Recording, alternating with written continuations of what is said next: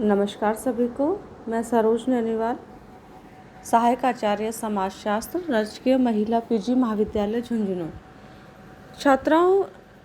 पिछली वीडियो में हमने बात की थी कि नगरीकरण क्या है, उसको समझने का प्रयास किया था हमने विभिन्न परिभाषाओं के माध्यम से और उसकी विशेषताओं के माध्यम से। उसके आगे हमने चर्चा की थी कि नगरीय जो समस्याएं हैं, है ना, नगरों का विकास किस तरीके से हुआ है और नगरों में कौन कौन सी समस्याएं पाई जाती हैं और उन समस्याओं का, है ना, भारतीय समाज के ऊपर, भारतीय जीवन के ऊपर भी क्या प्रभाव पड़ा है, है ना, उन सब की चर्चा हमने की थी। आज की इस वीडियो में हम बात करेंगे कि नगरीय समस्याओं के कारण क्या हैं। ये नगर में जितनी भी समस्याएं उत्पन्न होती हैं, जिन समस्याओं की हमने पिछली वीडियोज़ में चर्चा भी की थी, तो वो समस्याएं नगरों के अंतर्गत क्यों उत्पन्न होती है, उसके बारे में हम बात इस वीडियो के अंतर्गत करेंगे। तो मेकवे और आर्थर शोस्टक, जो कि अमेरिका के विद्वान थे, तो उन्होंने अपनी पुस्तक मॉडर्न सोशल प्रॉब्लम में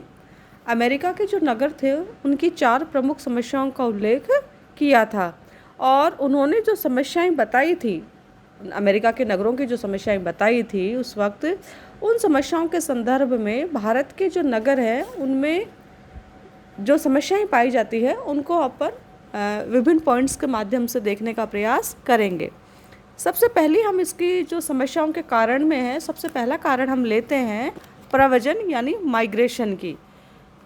प्रव्रजन यानी जो जनसंख्या है वो ग्रामीण क्षेत्रों से जाकर के नगरीय क्षेत्रों में स्थायी रूप से बस जाती है, या हम यूँ कहें कि गाँवों की तरफ से लोग जो हैं वो शहरों में चले जाते हैं और वहाँ जाकर के स्थायी रूप से बस जाते हैं, जिससे कि नगरों में विभिन्न प्रकार की समस्याओं का जन्म या उद्भव होता है। तो नगरों की प्रमुख समस्या विस्फोटक गति से आबादी का बढ़ना है ना। अब वो आबादी जो कैसे बढ़ती है उसके पीछे कई कारण हैं, और ये आबादी जो है ना, उसमें एक प्रमुख कारण जो है, आबादी बढ़ने का एक प्रमुख कारण प्रव्रजन यानी माइग्रेशन भी है। तो नगरों में शिक्षा, रोजगार, स्वास्थ्य आदि सुविधाओं के कारण, है ना, या फिर वो नगर जो में भौतिक सुख सुविधाएँ हैं वो लोगों को आकर्षित करती है, उस कारण लोग नगरों, गाँवों से, अन्य स्थानों से या गाँवों से या ग्रामीण क्षेत्रों से जाकर के नगरों में रहने लग जाते हैं। और जब लोग नगरों में रहने लग जाते हैं तो वहाँ पर कई प्रकार की समस्याएं उत्पन्न हो जाती हैं। इन समस्याओं में हम जैसे आवास की समस्या ले सकते हैं, गंदी बस्तियों की समस्या ले सकते हैं, विभिन्न प्रकार के प्रदूषण जो हैं हम उनकी समस्या ले सकते हैं, जो कि बढ़ती हुई जा रही है, चाहे वो जल प्रदूषण हो, चाहे वो वायु प्रदूषण हो, चाहे वो ध्वनि प्रदूषण हो। एक जगह जगह नगरों के अंतर्गत कचरे के ढेर लगे रहते हैं, तो ये भी प्रमुख समस्या है नगरों की वर्तमान के अंतर्गत। तो ये जो प्रव्रजन होता है, जो लोग अन्य स्थानों से आ करके, चाहे उसके पीछे रीजन कुछ भी रहे, अन्य स्थानों से आ करके जो एक शहरों के अंदर, नगरों के अंतर्गत रहने लग जाते हैं, तो इससे नगरों को कई समस्याओं का सामना करना पड़ता है। इसी के अंतर्गत हम दूसरी बात लेते हैं औद्योगिकरण, है ना। औद्योगिकरण यानी नित नए उद्योगों की स्थापना या कल कारखानों की स्थापना। तो जो नगर औद्योगिकरण के कारण बसे हैं वहाँ प्रदूषण संबंधी समस्याएं बहुत ज़्यादा हैं, और नगरों में अनेक सुविधाओं के कारण, है ना, जो पूंजीपति वर्ग है, जो धनाढ्य वर्ग है, वो नगरों में या फिर उन नगरों के आसपास ही अपने कल कारखाने या औद्योगिक इकाइयाँ खोलना चाहते हैं और खोलते हैं वो उसमें, जिससे कि जो कचरा है, उन उद्योगों के अंतर्गत जो भी कचरा है ना, जो भी गंदगी है, जो भी वहाँ का प्रदूषण है, तो वो सीधे सीधे नगरों के जो पर्यावरण है उसके अंतर्गत घुल मिल जाता है ना। जैसे आसपास से अगर कोई भी नदी जा रही है, है ना, कोई भी झरना जा रहा है, तो ये औद्योगिक इकाइयाँ जो हैं वो उनके अंतर्गत जो भी गंदगी होती है उस गंदगी को डायरेक्ट ही, बिना किसी जल शोधन की प्रक्रिया के, उसको डायरेक्ट ही उस गंदगी को उस पानी में मिला देते हैं, और वो पानी जो है फिर लोगों के घरों में जाता है, पीने के पानी के रूप में काम आता है। तो लोग कई समस्याओं से ग्रसित, शारीरिक जो या स्वास्थ्य संबंधी जो समस्याएं हैं उनसे ग्रसित हो जाते हैं। अगली हम नगरीय समस्याओं के कारण में लेते हैं दोषपूर्ण नगर योजना। यदि नगर का विकास अगर योजनाबद्ध तरीके से और सभी बातों को ध्यान में रख करके अगर किया जाए तो बहुत सारी समस्याएं तो उत्पन्न ही नहीं होगी, पर लेकिन ऐसा होता नहीं है, क्योंकि जो नगर विकासशील है, जिनका भी विकास होना है या हो रहा है, उनका भावी विकास जो है वो योजनाबद्ध तरीके से नहीं किया जा रहा है। और जो विकसित नगर है, जो पहले से ही विकसित हैं, पूर्व में ही विकसित हैं, उनके संबंध में ये कह दिया जाता है, नगरीकरण के राष्ट्रीय आयोग के सदस्य जो हैं वो ये कह देते हैं कि इनके ये जो नगर हैं ये पूर्ण विकसित हो चुके हैं और इसमें जो समस्याएं हैं इनका अभी कुछ नहीं किया जा सकता है। तो ये कह करके वो अलग हट जाते हैं। तो जो नगरों की समस्याएं हैं वो जस की तस बनी रहती हैं। जैसे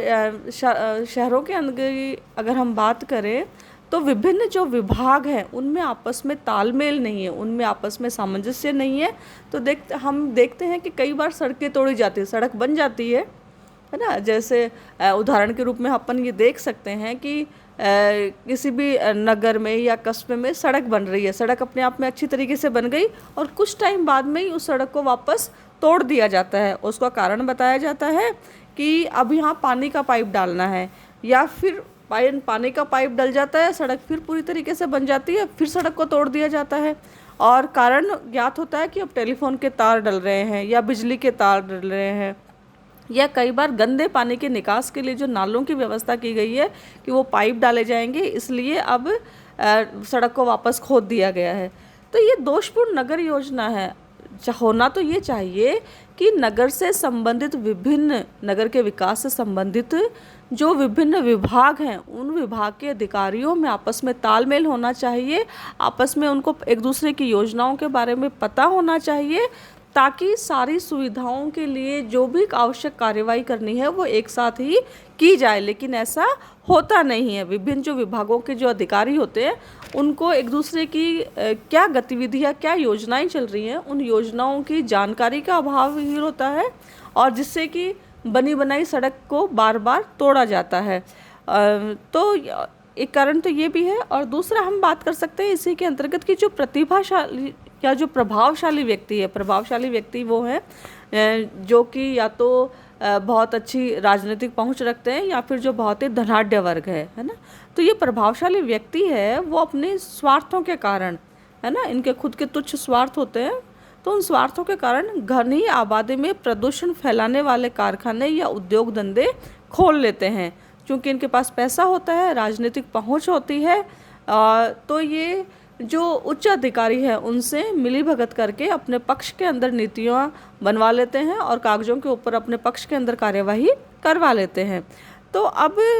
जब ये घनी आबादी के अंतर्गत ऐसे उद्योग धंधे खोलेंगे तो उनसे जो प्रदूषण निकलेगा उससे जो आम नागरिक है ना वो प्रभावित होते हैं, उनमें कई तरह की बीमारियां उनमें उत्पन्न होती हैं। तो आम नागरिक जो है वो, अगर आम नागरिकों को भी देखेंगे हम वहाँ शहरों के अंदर, तो उनके जो वो मकान बनाने संबंधी उनके कई प्रकार के नियम हैं, कानून हैं, तो वो जो आम नागरिक है वो भी उन कानूनों का पालन नहीं करता है। कि एक नियम यह भी है कि अगर कोई व्यक्ति अपना भवन का निर्माण करवाना चाहता है तो वो अपना नक्शा पास करवाएगा संबंधित विभाग से, और नक्शे में के लिए ये ज़रूरी होता है कि वो अपने घर के चारों तरफ खुली जगह छोड़ेगा, है ना, 3 तरफ या चारों तरफ खुली जगह छोड़ेगा, ताकि वहाँ पर जो है रोशनी की और पानी की पर्याप्त सुविधा हो सके, ना, सनलाइट आ सके, खुली हवा भी आ सके। लेकिन लोग जब मकान बनवाते हैं तो वो इन नियमों की धज्जियाँ उड़ा देते हैं। वो अपने स्वार्थ के लिए कि उनके पास में ज़्यादा बड़ा उनका मकान बने, या फिर है ना वो जो ज़मीन है उस सारी ज़मीन को वो अपने अधिकार क्षेत्र के अंतर्गत रखना चाहते हैं कि भाई ये खुली ज़मीन हम नहीं छोड़ेंगे, हम तो अपने जो भी हमें मिल रहा है कि हमारा मकान बड़ा बनेगा, इस तरीके से मकान बना लेते हैं। तो ये नियम जो है ना, इन नियमों की हम यूँ कहें कि खुलेआम धज्जियाँ उड़ रही हैं। कोई भी जो अधिकारी है, सक्षम जो अधिकारी है,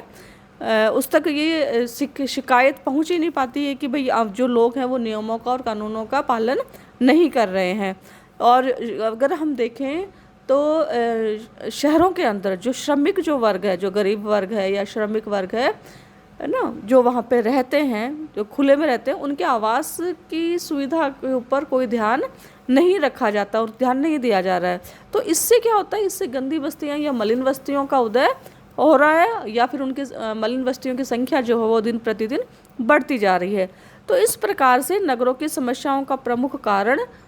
दोषपूर्ण नगर योजना भी है। अगली बात हम जो नगरीय समस्याओं के कारण है, इसमें अगली बात हम ले सकते हैं सरकार की उदासीनता। तो जो नगरपालिकाएं एवं नगर निगम है वो विकास और प्रसार तो करते रहते हैं, नई नई बस्तियां भी बसाती रहती हैं, परंतु उनके लिए सुख सुविधाएं जुटाने तथा व्यवस्था करने पर वो ध्यान नहीं देती हैं। और व्यवस्था पर ध्यान नहीं देती है, सुख सुविधाओं के ऊपर उनके ध्यान नहीं देती है, तो वही लोग है ना, जिनको नगर निगम के द्वारा या नगर पालिका के द्वारा बसाया जाता है, वही लोग अपने स्थानों को छोड़ छोड़ करके शहरों के अंतर्गत आकर के, शहरों में कहाँ, क्योंकि उनके पास पैसे नहीं होते हैं, तो वो लोग इसके फुटपाथ के किनारों पे या फिर रेलवे ट्रैक के आसपास या फिर बस स्टैंड के आसपास या फिर ऐसे खुले में ही रहने के हेतु आ जाते हैं। तो जो सरकार है ना, वो इनसे संबंधित जो भी नियम हैं, जैसे अभी हमने बात की कि अगर शहरों के अंदर किसी को मकान बनवाना है अगर,